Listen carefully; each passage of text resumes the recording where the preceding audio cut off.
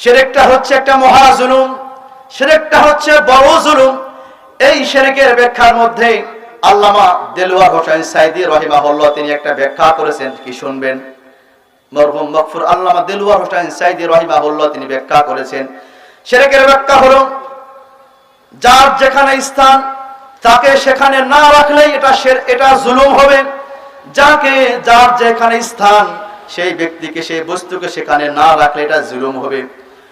আমার ভাইরা, জুতার স্থান কোথায়? জুতার স্থান পায়ের নিচে। এই জুতাকে যদি মাথার উপর রাখা হয়, জুতার উপরে জুলুম করা হয়ে যাবে। আমার ভাইরা, টুপির স্থান মাথার উপরে। টুপির স্থান কোথায়? মাথার উপরে। এই টুপিকে খুলে যদি হাঁটুর উপর দেওয়া হয় তাহলে এটাও টুপির উপরে জুলুম করা হবে। আমার ভাইরা, তাহলে বুঝতে পারলেন যার যেখানে স্থান তাকে সেখানে বসাইতে হবে, না হলে জুলুম হবে।